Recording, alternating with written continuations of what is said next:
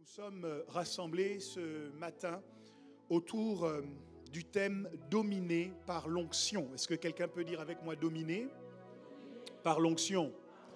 Dis plus fort « dominé par l'onction ». Nous sommes en fait dans une série que nous avons commencée depuis à peu près 4 semaines. 4 semaines, c'est bien ça? Non? On me dit 2. Moi, j'ai le sentiment d'avoir prêché un peu plus sur ce thème. Mais depuis quelques semaines, nous parlons de la domination. Alléluia. Nous croyons que le projet de Dieu pour l'homme était qu'il ne soit pas ballotté à tout vent de doctrine ou affecté par tout ce qui se passe autour de lui, sans jamais avoir la capacité d'influencer lui-même les événements. Parce que c'est de cela qu'il s'agit. Lorsque nous parlons de dominer, qu'est-ce que nous entendons? Dominer, c'est exercer une influence positive sur notre environnement pour le pousser à vivre en accord avec les valeurs du royaume des cieux. Je redis, dominer, selon ce que nous entendons, c'est exercer une influence positive sur notre environnement pour le pousser à vivre en accord avec les valeurs du royaume des cieux. Lorsque nous disons que l'homme doit dominer, chaque environnement dans lequel l'homme qui respecte la parole de Dieu se trouve est un environnement qui doit être positivement influencé pour que les hommes qui y habitent aient davantage le désir de fonctionner selon les valeurs du royaume des cieux. Lorsque Daniel avait été jeté dans la fosse aux lions et que par miracle les lions ne l'ont pas dévoré, le roi qui a constaté ce miracle a établi que le seul vrai Dieu était le Dieu de Daniel. Il a donc été influencé, même dans sa conception de la divinité, par l'impact que Daniel a eu sur lui. Lorsque Shadrach, Meshach et Abed-Nego ont été jetés dans la fournaise ardente, la Bible dit qu'ils sont sortis de cette fournaise, leurs vêtements ne sentaient même pas la fumée. Et que ce feu qui avait été allumé n'avait eu pour résultat que de brûler les liens avec lesquels on les avait liés avant de les jeter dans la fournaise. Je voudrais que tu saches que le feu par lequel tu passes n'a pas la légitimité de te brûler. Je dis, il n'a pas le mandat de te consumer. Certes, tu passes par le feu, mais je veux que tu saches que ce feu est allumé pour couper, pour brûler, pour calciner les liens avec lesquels on te limite et on t'empêche de t'engager pleinement dans ton destin. Ce feu ne te brûlera pas, il ne brûlera que les liens avec lesquels on a voulu t'attacher. Quelqu'un me donne un bon amen. Et tant pis pour ceux et celles qui t'ont jeté dans cette fournaise, parce que l'histoire raconte que c'est ceux qui ont jeté Shadrach, Meshach et Abed-Nego qui ont été brûlés par le feu de la fournaise. Mais ce que je voulais dire, c'est qu'au sortir de cette fournaise, le roi lui-même, qui jusque-là se pensait être une divinité, a dû arriver à la conclusion que le Dieu de Shadrach, Meshach et Abed-Nego était le seul qui devait être adoré dans tout le royaume. Voyez, lorsque vous êtes en position de domination, vous exercez une influence. Je te vois exercer une influence dans ta famille. Ce n'est pas parce que les gens auront fait des études de théologie qu'ils apprendront à respecter ton Dieu. Mais c'est en te voyant fonctionner et en voyant ce que Dieu fait dans ta vie qu'ils seront obligés de se rendre compte que ton Dieu n'est pas comme les autres dieux. Je te vois exercer de l'influence dans ta famille, dans ton entreprise, dans ton environnement direct et indirect. Les gens qui connaissent, les gens qui te connaissent seront influencés par le Dieu que tu sers. C'est cela la domination. Exercer une influence positive sur notre environnement pour le pousser à vivre en accord avec les valeurs du royaume des cieux. Quelles sont-elles? Ce sont des valeurs d'amour, de partage, de droiture, de justice et d'équité qui fondent la culture du royaume des cieux. Le deuxième terme qui compose notre thématique de ce matin, c'est le terme onction. Alors nous avons défini la domination. Qu'est-ce que l'onction? L'onction, c'est le nom qui est issu de l'action qui consiste à verser de l'huile sur la tête, du verbe oindre, ou de l'appliquer de toute autre façon à une personne ou à un objet. Chez les Juifs, il y avait 3 catégories d'onction. La première, c'est l'onction habituelle. Quelqu'un dit onction habituelle. La deuxième, c'est l'onction officielle. Quelqu'un dit onction officielle. Et la troisième, c'est l'onction médicale ou chirurgicale. Quelqu'un dit onction médicale. Dans leur culture, les Juifs avaient, comme plusieurs cultures du Proche-Orient, l'habitude d'avoir recours à des huiles dont ils se frottaient le corps comme une façon de parfaire leur toilette ou de se parfumer. Parce que certaines de ces huiles étaient parfumées. Et dans ce cadre-là, on peut parler d'onction habituelle. Lorsqu'on dit onction habituelle, ça donne l'impression que cela n'a aucune incidence sur la spiritualité. Mais je peux vous garantir que lorsque vous sentez bon, il y a des portes qui s'ouvrent. Et donc c'est spirituel d'avoir recours à l'onction habituelle. Esther, pour se démarquer de toutes les concubines qui devaient passer voir le roi, a eu recours à des huiles. Ce n'étaient pas des huiles spirituelles. L'eunuque du roi lui a simplement prodigué un certain nombre de soins de la peau qu'il faut que lorsqu'elle est rentrée en présence du roi et qu'il a humé son parfum, il a dit, celle-là, c'est celle que je veux pour elle. Voyez-vous, parfois, il faut juste veiller sur son hygiène corporelle pour avoir des avancements spirituels. Parce qu'il faut le dire aux gens qui prennent le métro. Ça peut être spirituel d'avoir recours à une onction habituelle. Alléluia. Il faut aider les gens à utiliser des huiles parfumées. Amen. Ton amen me dérange, on dirait que je parle de toi. Pourtant, ce n'est pas de toi que je parle. Je suis en train de parler d'un Tanzanien. Tu sais, j'étais à Lubumbashi, j'étais pas très loin de la Tanzanie. J'ai parlé de la Tanzanie, j'ai dit, il faut que j'arrête de parler de ce pays. Parce qu'à un moment donné, les gens vont se dire, mais qu'est-ce que ce monsieur a contre nous? Le deuxième type d'onction auquel les Juifs avaient recours, c'était l'onction officielle. Dites onction officielle. L'onction officielle avait pour but de vous introduire dans une fonction sacrée. Il y avait 3 types de fonctions qui nécessitaient d'y être introduits par une onction. Il y avait l'onction sacerdotale qui introduisait le sacrificateur ou le prêtre dans sa fonction de prêtre. On loignait d'huile et on aspergeait ses vêtements d'huile. Et à partir de ce moment, Dieu disait, désormais, vous le regarderez comme saint parce qu'il a reçu l'onction sur lui et que cette onction est pour lui comme une couronne sur sa tête. Donc, on ne pouvait pas exercer la sacrificature sans onction. Quelqu'un dit avec moi, sans onction, on ne peut pas être sacrificateur. Je veux le préciser ici, et je demande que l'on m'aide un peu avec le son de mon micro. Je veux le préciser ici. Nous sommes un peuple de rois et de sacrificateurs. Quelqu'un me donne un bon amen.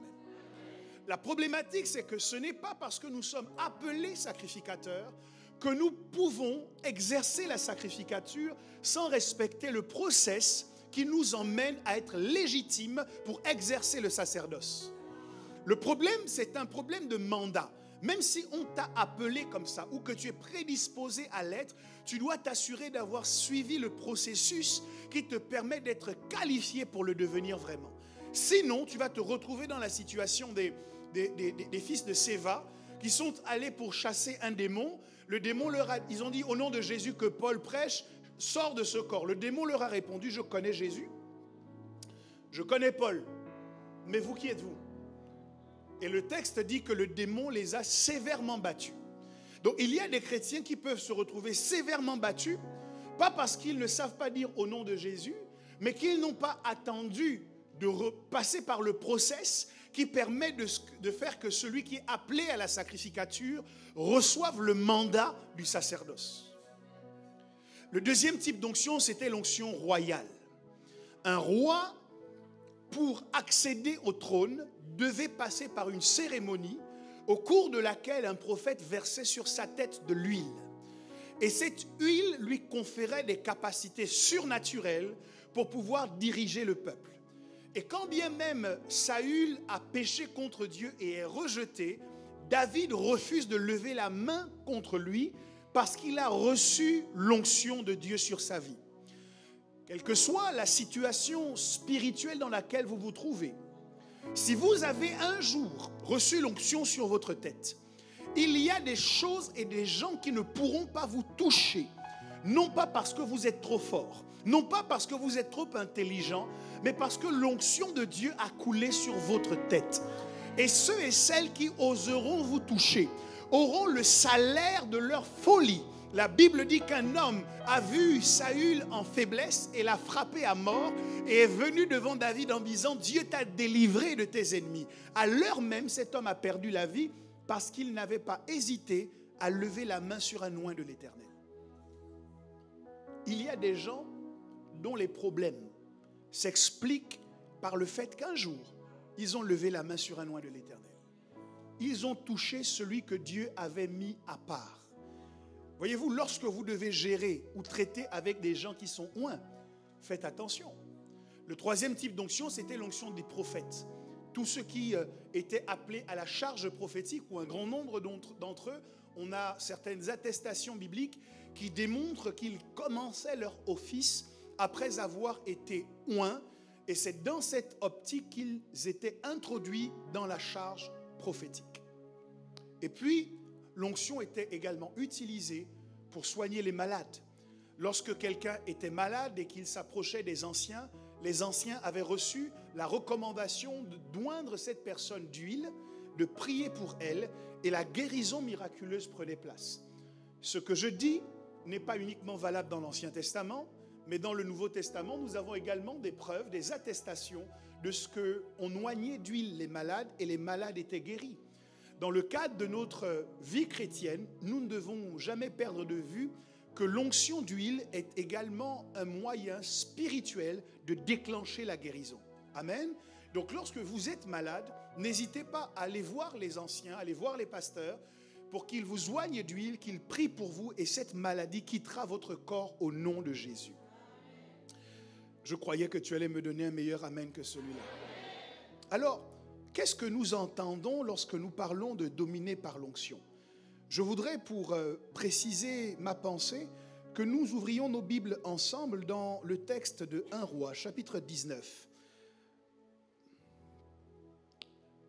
1 Roi, chapitre 19, à partir du verset 19, et je lirai la version français courant.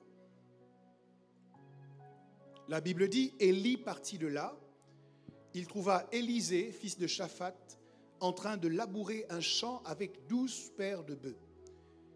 Élisée conduisait lui-même la 12e paire. Élie, en passant près d'Élisée, jeta son manteau sur lui. Alors, Élisée abandonna ses bêtes et courut dire à Élie, « Laisse-moi aller embrasser mon père et ma mère, après quoi je te suivrai. » « Mais tu peux retourner à ton travail, répondit Élie. Est-ce que je t'ai demandé quelque chose? Élisée retourna à son champ. Là, il prit ses 2 bœufs, il les sacrifia. Avec la charrue, il fit du feu pour cuire la viande. Il la donna ensuite aux gens qui étaient présents, et ils la mangèrent, puis il suivit Élie et devint son serviteur. Quelqu'un dit Amen? Quelqu'un dit gloire à Dieu? La problématique que nous avons, c'est que pour permettre que l'homme soit introduit dans une dimension de domination, Dieu a disposé des outils pour lui. Je vous ai montré il y a quelques semaines que Dieu donne à Adam la capacité de nommer les animaux. C'est une des facultés par lesquelles Dieu donne à l'homme d'exercer la domination.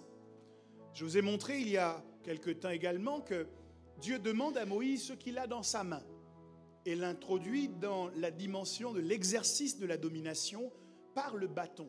Ce que j'entends par le bâton, c'est la compétence. Donc Dieu va donner à l'homme d'avoir de l'influence par différents canaux. Le premier canal, c'est l'utilisation savante de sa bouche, de sa parole. Lorsque l'homme sait qu'il a reçu la parole créatrice, il sait l'utiliser à bon escient et ces paroles lui permettent d'accroître son influence. Par tes paroles, tu seras justifié et par tes paroles, tu seras condamné. Alléluia.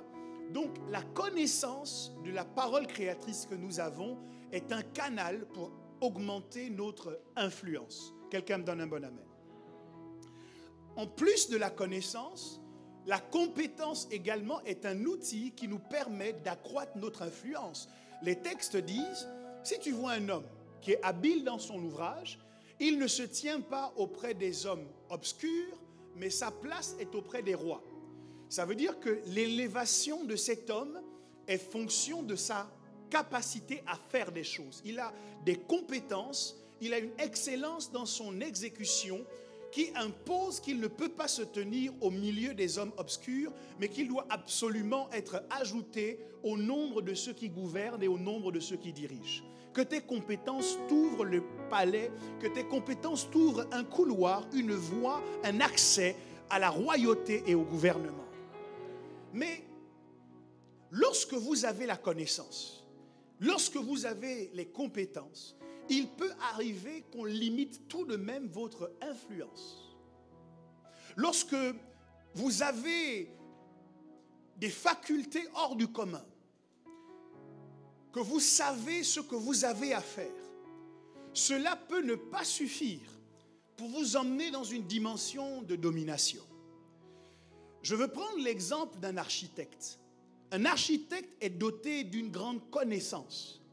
Il sait comment établir les plans de sa vie ou les plans d'un bâtiment, comme vous et moi, nous devons savoir établir les plans de notre existence. Alléluia.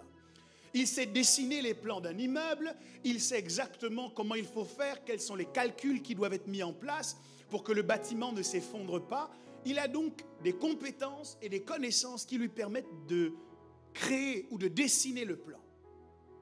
Mais quand il va falloir passer à l'exécution du plan, s'il n'est limité que par ses connaissances et ses compétences, l'architecte seul ne peut pas permettre à cette maison de sortir de terre. Il a besoin d'un troisième canal d'influence qu'on appelle la puissance. Il est connaisseur, il est compétent, mais sur le chantier, on va voir des machines qui vont commencer à défiler, qui ont la faculté de briser des murs, de creuser des fossés, afin que la maison puisse sortir de terre. Ça veut dire que dans notre vie, quand bien même nous avons la connaissance et la compétence pour pouvoir dessiner la vie que nous voulons, et vous êtes nombreux dans votre enfance à avoir designé un style de vie, en disant, moi quand je serai plus grand, voilà ce que je ferai, voilà où je serai, voilà ce que j'aurai. Et vous vous rendez compte à l'âge adulte, ou à l'âge plus qu'adulte, que les rêves que vous aviez dans votre enfance ne sont pas en train de se concrétiser. Comment cela s'explique-t-il? Pour beaucoup d'entre vous, vous êtes allés à l'école. Beaucoup d'entre vous, vous avez les compétences et les connaissances qui doivent vous permettre d'exécuter à la perfection le plan que vous avez initié. Sauf que les connaissances et les compétences ne suffisent pas. Quelle que soit la beauté de ton plan, quelle que soit la précision de ton plan, même si tu es extrêmement compétent, les compétences et les connaissances dans certaines circonstances ne suffisent pas. Ma Bible me dit que Jésus a pris avec lui 12 disciples. Il a passé 3 ans durant à les enseigner. Ces gens vivaient avec lui. Il leur a donné le maximum de connaissances possibles. Et puis, il les a rendus capables d'exercer certaines choses. Il les envoie 2 à 2, leur donne le pouvoir de chasser les démons, leur donne le pouvoir de guérir les malades. Mais quand Jésus s'en va, il donne une instruction à ses disciples. Il dit, ne quittez pas Jérusalem jusqu'à ce que la puissance d'en haut, le Saint-Esprit, ne vienne sur vous. Ça veut dire que les disciples avaient les compétences, ils avaient les connaissances, mais ils ne pouvaient pas initier l'Église parce qu'il leur manquait quelque chose d'absolument nécessaire qui s'appelle la puissance. Il dit, vous recevrez une puissance venant sur vous, le Saint-Esprit venant sur vous, et vous serez mes témoins. L'une des difficultés que nous avons dans cette vie-ci, c'est que nous supposons à tort que les compétences suffisent, mais les compétences ne suffisent pas. Nous pensons à tort que la connaissance suffit, mais la connaissance ne suffit pas. Parce que nous sommes en face d'un adversaire, Satan le diable, qui a non seulement des compétences, non seulement des connaissances, mais qui est également doté d'une puissance extraordinaire. Et si vous devez affronter un tel ennemi, vous ne pouvez pas le faire sans puissance. C'est pourquoi ton Dieu ordonne que tu sois puissant. Lorsque nous disons dominer par l'onction, ce que nous disons, c'est que nous pouvons avoir de l'influence par la compétence, par les connaissances, mais nous ne pouvons pas nous limiter à cela. Il y a un troisième couloir qui est une voie par excellence qui s'appelle la puissance. Dis à ton voisin, tu as besoin de puissance. Es-tu plus compétent que Pierre? As-tu plus de connaissances que Jean? Pierre et Jean, malgré leur connaissance, étaient stationnés dans la chambre haute. Parce qu'il fallait absolument qu'ils soient revêtus de puissance. Tu vas commencer une entreprise parce que tu as étudié la comptabilité, parce que tu sais comment les chiffres fonctionnent, et puis tu te dis ça suffit. Non. Dans le monde dans lequel nous sommes, lorsque tu commences quelque chose, tu dois avoir de la puissance qui te permet de l'amener à terme. Ok, je vais donner une autre illustration. Nous sommes dans un pays de droit. Amen. Est-ce que vous savez que même dans le cadre d'une démocratie, on est obligé d'avoir recours à la puissance ou à la force publique pour faire respecter un certain nombre de choses? On a une organisation qui s'articule autour de 3 pouvoirs. Le pouvoir législatif qui rassemble les députés qui vont voter des lois. Mais même quand les lois sont avantageuses, quand les lois sont bonnes, s'il n'y a pas de pouvoir exécutif, c'est-à-dire la main agissante, qui a le pouvoir de prendre ces lois et de les rendre physiques dans la vie des citoyens, la législation n'aura servi strictement à rien. C'est pour cette raison qu'il y a des gens qui sont en litige, ils ont quelqu'un qui squatte leur appartement ou qui ne paye pas de loyer, ils ont emmené devant le tribunal a condamné le locataire indélicat, mais malgré la condamnation, malgré le jugement, le locataire indélicat continue à narguer le propriétaire en disant « je ne paye pas et je ne sors pas du logement ». À ce moment, on a besoin d'autre chose que de la connaissance de la loi. On a besoin d'une main agissante. On a besoin de quelqu'un qui peut mobiliser la force publique pour venir briser le verrou de la porte en question, prendre les affaires de ce locataire indélicat en dehors de la trêve hivernale et le mettre bonnement dehors. Donc il y a des choses dont tu ne bénéficieras pas si tu ne sais pas agir avec la puissance. Il y a des choses, pourtant c'est ton droit. Tu as le droit de l'avoir. Mais tu n'en bénéficieras pas tant que tu n'as pas le pouvoir de l'avoir. Il faut le droit d'avoir et il faut utiliser le pouvoir pour l'avoir. Parce que le diable est têtu et même le royaume des cieux est forcé par les gens qui sont violents. Tu as besoin d'exercer de la puissance pour revendiquer ce que Dieu t'a promis, pour l'obtenir et pour empêcher les démons et le diable de retenir ce qui t'appartient. Quelqu'un me dit, j'ai besoin de puissance. Nous arrivons dans une dimension, bien aimée, où c'est puissance contre puissance. Tu ne peux pas simplement te dire, j'ai droit à telle promesse. Non, à un moment donné, tu dois te lever et tu dois réclamer et tu dois lutter et tu dois te battre pour entrer en possession de ta promesse. Les enfants d'Israël avaient la promesse de Canaan. Dieu leur avait promis Canaan. Pas seulement à eux, mais Dieu avait promis à Abraham, Dieu avait promis à Isaac, Dieu avait promis à Jacob. Mais quand il fallait rentrer en Canaan, s'ils n'utilisaient pas la puissance dont Dieu les avait équipés, ils n'auraient pas pu rentrer en possession de leur terre de promesse. Tu as des promesses. Ça t'appartient, c'est ta place. Mais pour pouvoir t'y placer, tu dois la prendre. Et tu dois la prendre avec puissance. Je voudrais que quelqu'un arrête de supplier tout le monde de lui donner sa place. La thématique de cette année, ce n'est pas mendie ta place. C'est prends ta place. Dis à ton voisin, prends ta place. Ok, tourne-toi vers un autre voisin, dis-lui, prends ta place. On n'a pas besoin de mendier le respect, on le prend. Tu n'as pas besoin d'attendre qu'on te respecte. Tu dois te faire respecter. Parce que Dieu t'a amené sur la terre afin de le représenter. Tu ne te représentes pas toi-même. Quand on te manque de respect, ce n'est pas seulement à toi qu'on manque de respect. C'est au Dieu qui t'a positionné sur la terre. Alors tu dois avoir une révolution qui monte à l'intérieur de toi. Et dire, je ne me laisserai pas faire. Mais je prendrai ce qui me revient. Je prendrai ce qui m'appartient. Parce que c'est une question de puissance. Est-ce que je parle à quelqu'un ce matin?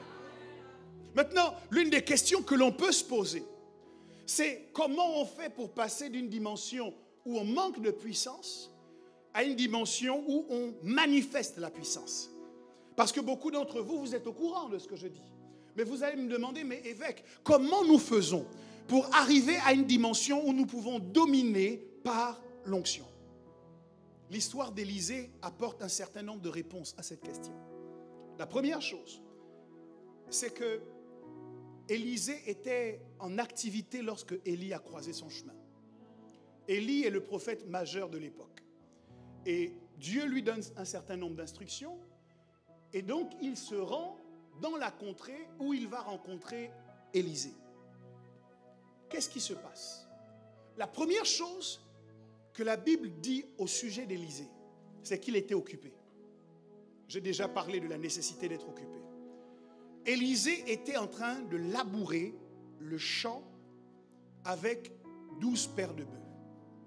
Labourer un champ, c'est un travail assez difficile.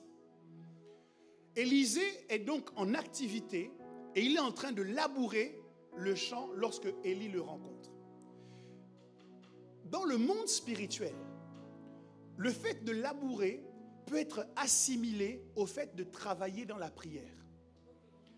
Vous devez labourer votre terre, vous devez labourer votre atmosphère. Parce que lorsque vous allez dire des paroles, elles seront comme des semences qui tombent dans une terre qui s'appelle l'atmosphère. Mais la parabole du semeur nous révèle qu'il ne suffit pas de semer, il faut semer dans la bonne terre. Je veux dire autrement, il ne suffit pas de déclarer, il faut déclarer dans la bonne atmosphère. Or, de la même manière qu'une terre se prépare, de la même manière une atmosphère se prépare. Donc, lorsque tu veux déclarer dans l'atmosphère pour que les choses prennent place, la question que tu dois te poser, c'est: as-tu déjà préparé ton atmosphère? De la même manière que Élisée labourait la terre afin de la préparer pour qu'elle reçoive la semence, de la même manière, le chrétien qui veut passer de la faiblesse à la puissance doit apprendre à travailler son atmosphère en la labourant par la puissance de la prière. Un homme qui veut devenir de plus en plus puissant dans le monde spirituel doit augmenter le niveau de son implication dans sa vie de prière. Quelqu'un a dit que le chrétien n'est jamais plus puissant que lorsqu'il est à genoux. Lorsque nous sommes à genoux, nous pouvons renverser des royaumes. Lorsque nous sommes à genoux, nous pouvons faire tomber des géants. Lorsque nous sommes à genoux, nous pouvons faire vriller des batailles. La Bible dit que Moïse était sur la montagne, les mains levées, en signe d'élévation, en signe de prière, en signe d'intercession. Et Josué était dans la vallée. Mais Josué avait le dessus sur ses adversaires parce que Moïse, sur la montagne, était en train de prier. Tu ne peux pas être victorieux dans la vallée si tu ne pries pas sur la montagne. Je redis, tu ne peux pas être victorieux dans la vallée si tu ne passes pas du temps à prier sur la montagne. Le secret de l'efficacité du ministère de Jésus ne se constate pas seulement dans ce qu'il faisait dans la vallée, mais davantage ce qu'il faisait quand il était sur la montagne. Régulièrement, Jésus s'isolait et il se mettait à prier. Et il priait avec de grands cris et il intercédait. Et lorsque ce Jésus-là descendait de la montagne, il était chargé à bloc. Je vois quelqu'un qui va descendre de la montagne chargé. Tu vas être chargé d'une puissance qui est comme l'électricité. Je ne vois pas de démon qui va réussir à te résister. Lui-même, Jésus dit à ses disciples, ce type de démon ne sort que par le jeûne et la prière. Mais il n'a pas jeûné. Sauf qu'il descend de la montagne. Tu dois passer du temps dans la présence de Dieu. Tu dois passer du temps dans la prière. Tu dois passer du temps à le chercher. Plus tu passes du temps avec Dieu, plus tu ressembles à Dieu. Et lorsque tu descends de la montagne, les circonstances que tu croises ne te croisent pas toi, mais elles croisent le Dieu auquel tu ressembles. Comment Élisée, simple agriculteur, est devenu prophète majeur? Premier secret, il était en train de labourer. Je voudrais que quelqu'un comprenne ce matin que tout ce que nous faisons en public n'a d'intérêt que si nous sommes capables de payer le prix en privé. C'est bien de dire Amen et de crier Alléluia quand tout le monde est là. Mais ton Amen manquera de pouvoir. Parce que ce qui le solidifie, c'est ce que tu fais dans le secret. Si tu n'as pas de vie de prière et que tu n'ouvres ta Bible que lorsque tu arrives le dimanche au culte, il y aura de la faiblesse dans tes déclarations. En revanche, si tu es un homme de prière, si tu es une femme de prière, les démons tremblent simplement à l'évocation de ton nom. Quand on dit cette personne-là arrive, il y a déjà un branle-bas dans le camp de l'ennemi. Tout le monde est en train de s'agiter parce qu'ils savent que si tu ouvres ta bouche, tes déclarations sont portées par la puissance que tu as développée dans la prière. Dis à ton voisin, il faut que tu pries. Alléluia. Alors, la deuxième chose que Élisée va faire est conditionnée par un acte qu'Élie va poser. J'ai besoin d'une personne sur cette estrade, s'il vous plaît, pour illustrer mon propos. Je veux bien que tu me donnes ta veste. Je suis très élégant, comme ça je ne vais pas l'enlever. On va imaginer que ça c'est ma veste. Et donc, tu peux t'avancer.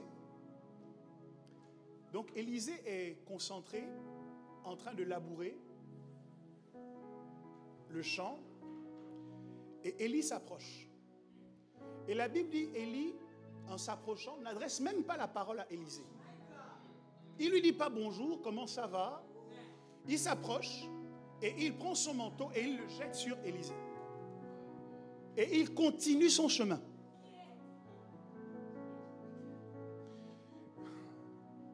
Et la Bible dit que là, Élisée se retourne et il court vers Élie. Normalement, si tu avais compris...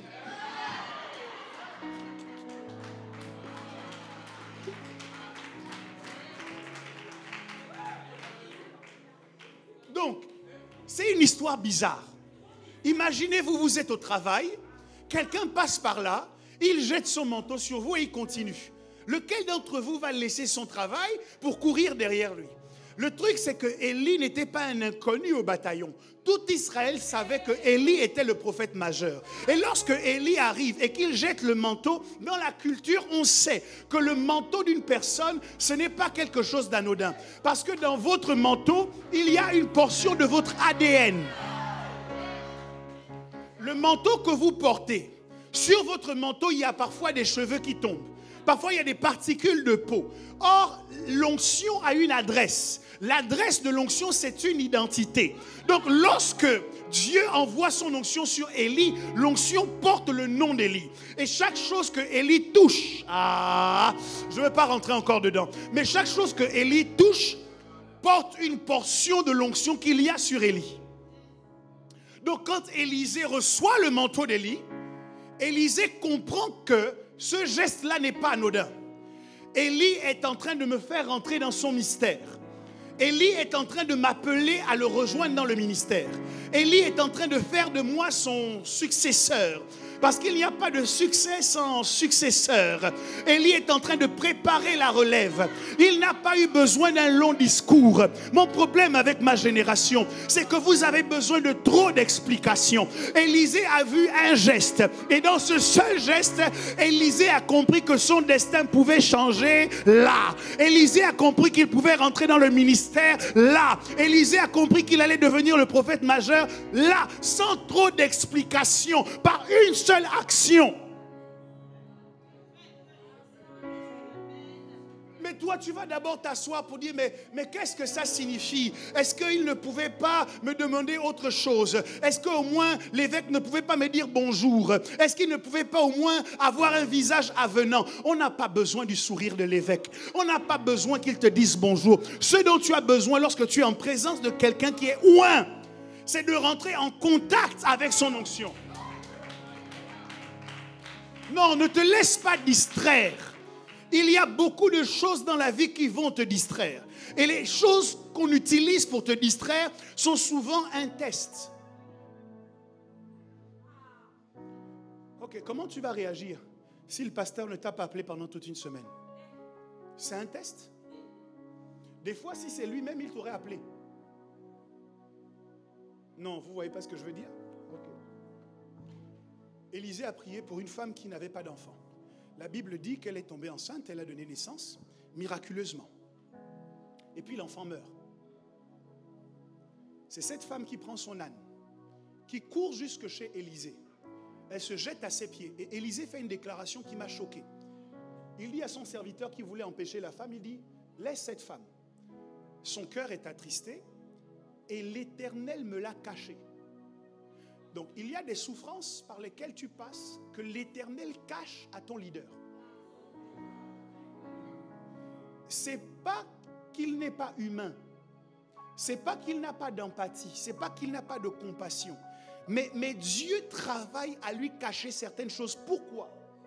Parce que le mystère qui permettait à cette femme de trouver la résurrection de son fils impliquait que ce soit elle qui se mette à la recherche d'Élisée. Tant que tu seras dans la logique où c'est le pasteur qui doit te chercher, il y a une dimension de grâce à laquelle tu n'auras pas accès. Mais si tu comprends ce que je suis en train de dire, tu vas réaliser... Ah Dieu, la responsabilité d'Élie, c'est de jeter le manteau sur toi. Et la Bible dit qu'il continue à marcher. Donc pendant qu'il a jeté le manteau, il ne s'est pas arrêté pour expliquer à Élisée le sens de son action. Il a jeté le manteau, il a continué. C'est Élisée qui arrive au déclic à l'intérieur de sa pensée et qui dit, je ne peux pas rester dans cette situation alors que le manteau a été déposé sur moi. Et la Bible dit que Élisée a couru. Il a couru pour aller croiser Élie. Donc vous imaginez la nécessité, comment dire, la distance qui le séparait d'Élie. Il a dû courir pour montrer son engagement, pour montrer que je ne veux pas rester statique, je ne veux pas rester au même endroit. Élisée a compris qu'il ne pouvait pas rester dans cette situation où il était simplement en train de pratiquer l'agriculture alors que Dieu l'appelait à quelque chose de plus glorieux. Or, pour partir de cette dimension-là à une autre dimension, il fallait qu'il remette clairement les choses dans leur contexte. C'est moi qui court derrière le porteur d'onction. Ce n'est pas le porteur d'onction qui court derrière moi. C'est moi qui dois me rappeler à son souvenir. Ce n'est pas lui qui doit en permanence chercher à m'appeler pour savoir comment j'ai dormi, comment j'ai rêvé, quel était le sens de ce cauchemar, qui est-ce que j'ai vu dans mon rêve, est-ce que j'ai bien mangé à midi, est-ce que j'ai bien mangé le soir. Ce n'est pas le rôle de ton leader spirituel. Bon, ça vous dérange, ce que je dis. Mais si vous voulez suivre le cheminement d'Élisée, il faut absolument que vous preniez votre responsabilité. La part de celui qui est porteur de l'onction, c'est de rendre cette onction disponible. Un serviteur de Dieu un jour m'a dit, tu sais, beaucoup de gens savent quel est le prix de l'onction, mais peu de gens veulent payer le prix de l'onction. Alors Élisée arrive devant Élie, il a couru, donc il a manifesté son engagement.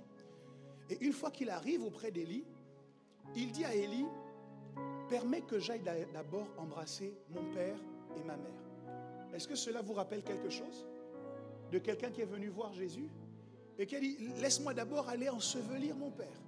Et Jésus a répondu, laissez les morts ensevelir les morts. Qu'est-ce qui se passe lorsque vous devez connaître une rupture avec quelqu'un, vous devez vous séparer de quelqu'un et que vous allez voir la personne pour lui dire correctement au revoir?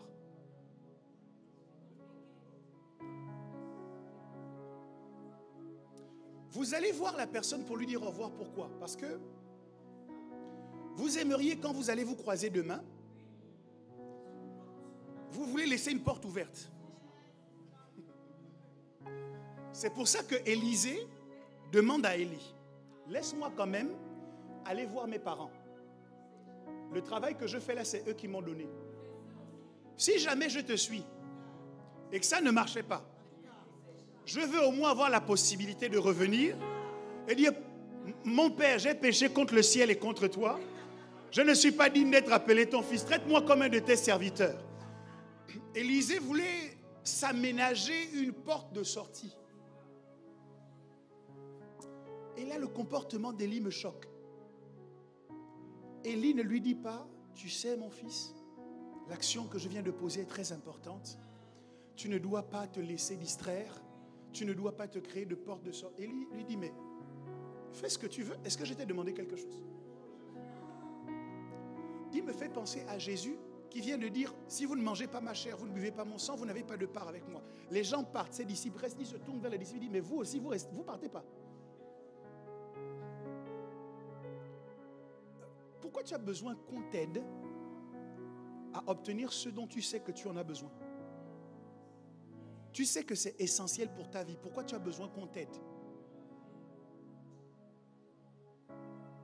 Lorsque Élie finit de lui répondre ainsi, Élisée va prendre les bœufs avec lesquels il était en train de labourer et il les sacrifie.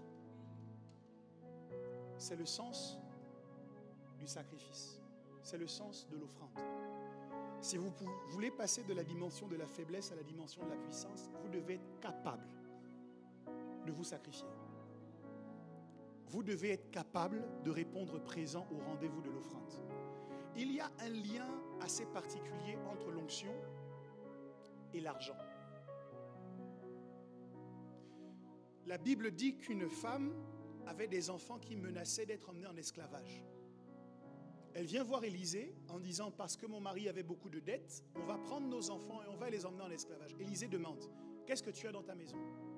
Elle dit, j'ai un peu d'huile. Il dit, emprunte des vases chez toutes tes voisines, verse de l'huile dans ces vases, et à la suite de cela, vends l'huile, paye tes dettes, et tu auras de quoi vivre. Ça veut dire que pour pouvoir payer ses dettes, elle devait travailler avec l'huile.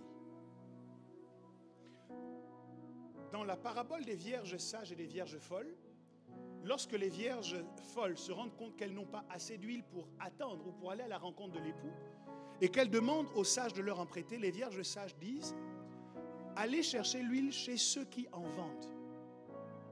Ça veut dire que quand on parle d'onction, on parle de quelque chose qui s'achète.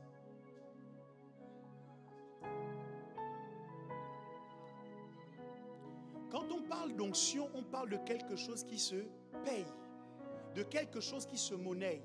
Alors ça ne se monnaie pas seulement avec de l'argent. Ça se monnaie également avec un engagement personnel. Ça se monnaie avec un sacrifice personnel. Vous ne saurez jamais réceptionner de l'onction si vous n'êtes pas en capacité de vous sacrifier pour que cette onction vous localise. L'onction ne s'obtient pas gratuitement. L'onction a un prix. Et ma génération doit être d'accord de payer le prix de l'onction. Si nous voulons faire une différence dans ce monde, nous devons accepter de payer le prix. Les apôtres n'ont pas reçu l'onction gratuitement. Ils ont abandonné femmes, enfants. Ils ont vécu comme des sans-abri pendant 3 ans. C'est un prix qu'ils ont payé. Parfois, certains ont payé le prix de la vie pour être ce qu'ils sont. Ce dont on parle aujourd'hui les concernant a été payé parfois par leur propre vie. Qu'est-ce que tu es prêt à sacrifier? Quel est le niveau de confort auquel tu es prêt à renoncer pour que l'onction arrive sur toi? C'est le sacrifice. Il va plus loin. Il prend la charrue. On n'est plus dans la dimension juste du sacrifice. Il prend la charrue, c'est-à-dire l'outil avec lequel il labourait. Il le détruit et c'est cela qui va faire le feu, qui va alimenter le feu avec lequel il va brûler l'holocauste. Donc, non seulement il sacrifie, mais en plus, il met une croix sur ce qu'il était en train de pratiquer jusque-là. C'est-à-dire que même si je suis pris de folie et que j'ai envie de revenir là, je ne pourrai plus pratiquer cette activité parce que je me suis consacré pleinement à te suivre, toi, Élie, et à me mettre à ton service. C'est à ce moment qu'Élisée devint le serviteur d'Élie. Je suis allé un petit peu vite parce que je veux le faire assez rapidement aujourd'hui. On a d'autres choses à faire tout à l'heure, notamment la Sainte Seine. Mais pour résumer, si vous voulez manifester l'onction, recevoir et la manifester, je vous ai dit la première chose, vous devez labourer votre atmosphère dans la prière. La deuxième chose, vous devez être prêt à vous sacrifier. Demande à ton voisin de ma part, es-tu prêt à te sacrifier? Tu dois être prêt à payer le prix. Regarde toi-même la vie que tu mènes depuis un certain nombre d'années. Les changements que tu cherches à voir et que tu ne vois pas sont limités par les sacrifices que tu ne fais pas. tu dois être d'accord de te sacrifier. Et dernièrement, tu dois mettre une croix sur la vie que tu menais dans le passé. Vous savez, il y a des gens qui sont assez curieux. Ils vous suivent en vous menaçant toujours de pouvoir repartir là où ils étaient avant. Oh mon daddy, tu es mon daddy, tu es mon daddy. Jusqu'au jour où tu leur dis non. Oui, d'abord je me souviens que j'avais un autre daddy dans telle ville. Il y a des gens qui vous suivent tant que tout se passe bien. Et qui se souviennent d'autres opportunités qu'on leur avait proposées avant, quand les choses se gâtent. Le problème, c'est que pour obtenir le type d'onction-là, il faut être un jusqu'au boutiste.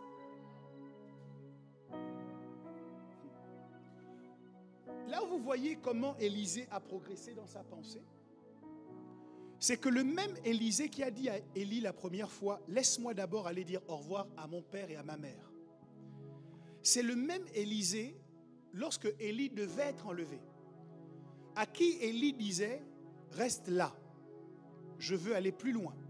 Élisée répondait, « Mon âme est vivante, aussi longtemps que ton âme est vivante, je ne te quitterai point ». Donc le Élisée qui était prêt à se séparer d'Élie au début, devient Élisée qui n'est pas d'accord de se séparer d'Élie à la fin. Il a progressé dans sa pensée. Il sait que je ne peux pas laisser Élie tant que je n'ai pas reçu de lui tout ce que je dois recevoir. Parfois, nous sommes au bon endroit, avec les bonnes personnes, mais nous quittons trop tôt.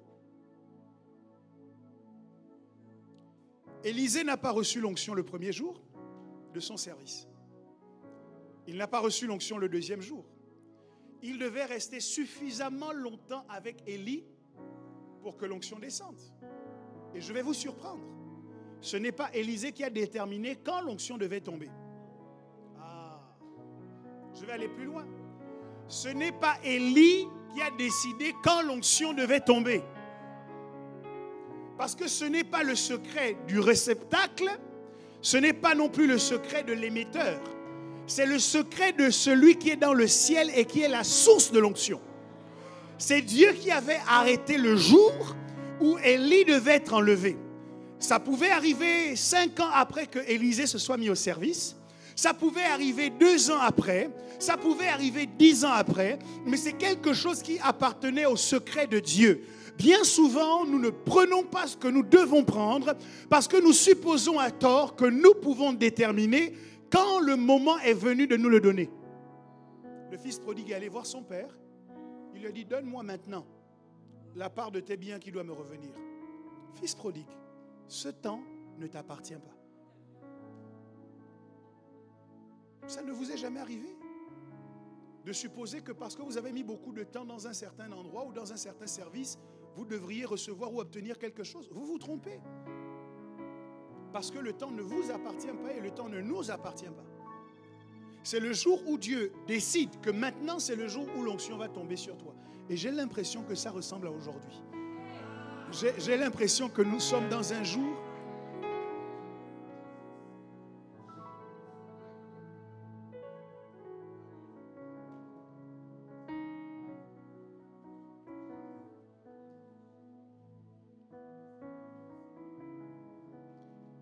il fait cuire la viande et il en donne aux gens qui sont autour. C'est son appel, c'est son ministère, mais il pense déjà aux gens autour. Ok. Il y a 2 choses que vous devez expérimenter avec Dieu. La première chose, c'est sa présence. La deuxième chose, c'est sa puissance. Et si vous deviez choisir en priorité ce que vous devez expérimenter avec Dieu, je vous engage à chercher d'abord à expérimenter sa présence. Parce que lorsque vous avez expérimenté la puissance sans la présence, vous n'avez pas le cœur qu'il faut pour utiliser la puissance à bon escient. Et nous avons des gens qui, avec la puissance de Dieu, détruisent les autres. Et vous vous demandez comment cela est possible. C'est possible parce qu'on a des gens qui, à cause du côté spectaculaire des dons spirituels et des charismes, se sont concentrés sur le fait de chercher à savoir comment on fait tomber les gens, comment on prophétise, comment on obtient la parole de connaissance. Mais avant de chercher tout ça, ils auraient dû chercher Dieu d'abord. Parce que lorsque vous avez d'abord expérimenté la présence de Dieu, la présence de Dieu vous change de l'intérieur. La présence de Dieu transforme votre cœur. Et vous ne faites plus les choses pour vous-même, vous les faites pour les autres. C'est pour cela que Élisée est en train de faire un sacrifice. Il s'agit de son ministère, de son histoire, de son destin. Mais il estime que dans son histoire, dans son ministère, dans son destin, les autres qui sont autour de lui doivent avoir part à son héritage. Et donc il sacrifie et il donne autour de lui pour que les autres aussi puissent en bénéficier. Il inclut les autres dans sa grâce à lui. Ça, c'est une manifestation de la rencontre personnelle avec Dieu. Les autres sont importants. Pourquoi Dieu doit-il te donner de la puissance? Pourquoi Dieu doit accroître ton influence? Tu dois t'assurer que c'est toujours pour le bien de ceux qui sont autour de toi. Toujours. Une fois que ces valeurs sont gravées à l'intérieur de toi, tu deviens une piste d'atterrissage sécurisée pour que l'onction puisse se poser. Est-ce qu'il y a des gens ici qui pensent au bien-être de leur prochain? La Bible dit, tu aimeras ton prochain comme toi-même. Est-ce qu'il y a des gens ici, quand ils sont en présence de quelqu'un qui est malade, ils se sentent en empathie, en souffrance avec les personnes malades? La Bible dit, Jésus, ému de compassion, guérit les malades. Le moteur de la guérison, ce n'est pas le spectacle, ce n'est pas la célébrité. Le moteur de la guérison miraculeuse, c'est la compassion. C'est parce que je t'aime et parce que je souffre, parce que tu souffres, que je suis capable de mobiliser les ressources spirituelles qui sont en moi pour libérer l'onction afin que tu obtiennes la guérison. Le cœur que nous avons tourné vers les autres est la clé qui nous permet d'être efficaces dans la manifestation de l'onction. Ce que Dieu m'a dit, c'est qu'il y a des hommes et des femmes en cette maison qui doivent être équipés. L'onction, on ne la reçoit pas une fois pour toutes. L'onction correspond à une saison et à une fonction. Si vous êtes appelé en tant que roi, vous avez une onction royale.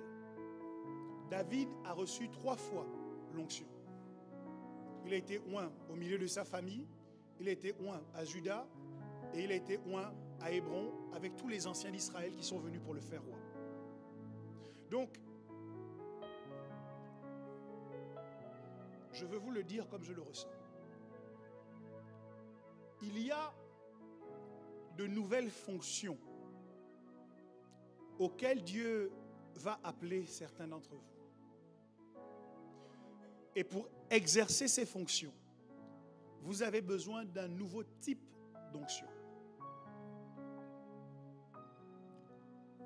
L'onction que vous aviez vous a permis de fonctionner pendant une saison. Mais ce matin, il va y avoir une performance de l'esprit. Pour là où tu veux aller, tu as la connaissance, tu as la compétence. Mais ce matin, Dieu veut déposer sur toi une portion de sa puissance. Oui. Est-ce que nous pouvons nous tenir sur nos deux pieds?